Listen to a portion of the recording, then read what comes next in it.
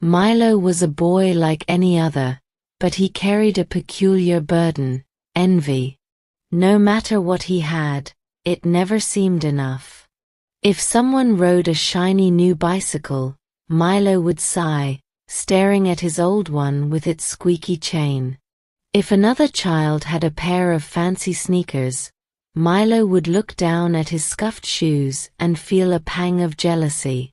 His parents, kind and hardworking, often told him, "Milo, appreciate what you have. You're luckier than you think."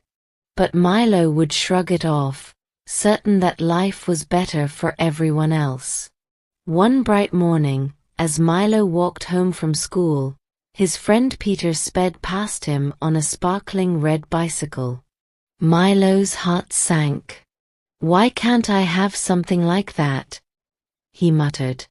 He kicked a small rock along the path, the weight of his envy heavier than his school bag. Deciding to take a different route home, Milo wandered into the woods nearby.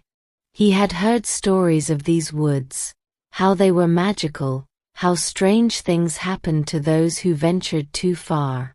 But Milo, lost in his thoughts, didn't care.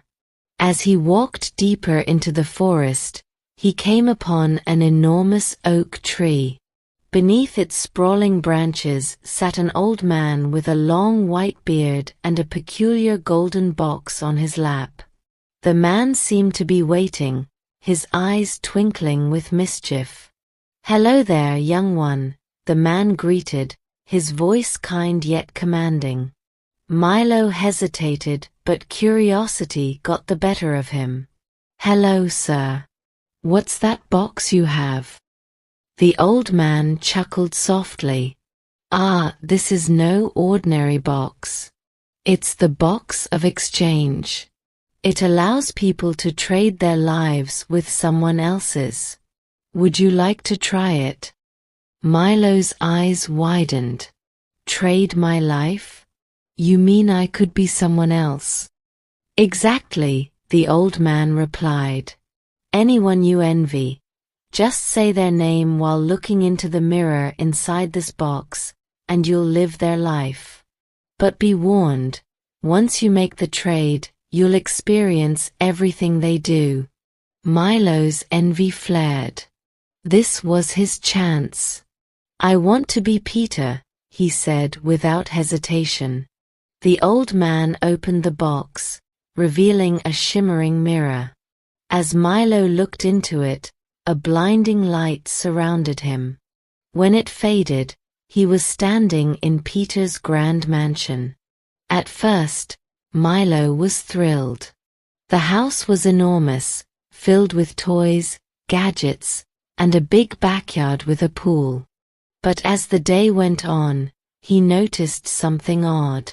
Peter's parents were nowhere to be seen.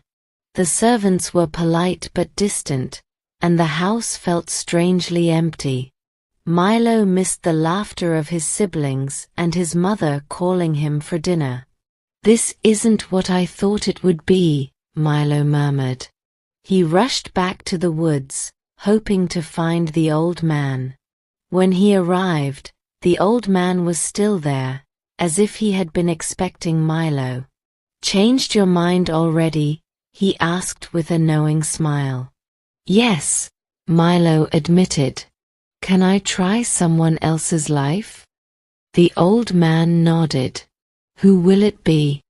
This time, Milo chose Lily, the most popular girl in school. Instantly, he found himself surrounded by a group of friends, all laughing and praising him, or rather Lily. But soon, Milo realized the pressure Lily felt. She had to constantly maintain her image, pretending to be happy even when she wasn't. Every little mistake felt like a disaster, and Milo found it exhausting. One by one, Milo tried the lives of others he envied. The athletic boy who seemed perfect on the field had a secret injury that caused him constant pain. The girl with perfect grades stayed up all night studying, missing out on fun and sleep.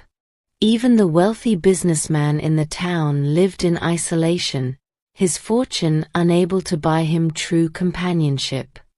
Finally, Milo returned to the old man, defeated. "I don't want anyone else's life anymore," he said. "I want mine back." The old man smiled, handing Milo the mirror. "Then look into it and say your name." Milo obeyed, and in a flash, he was back home. For the first time, he noticed the simple joys around him, the warmth of the sunlight streaming through the window, the smell of his mother's cooking, the sound of his siblings laughing as they played. From that day on, Milo stopped comparing himself to others.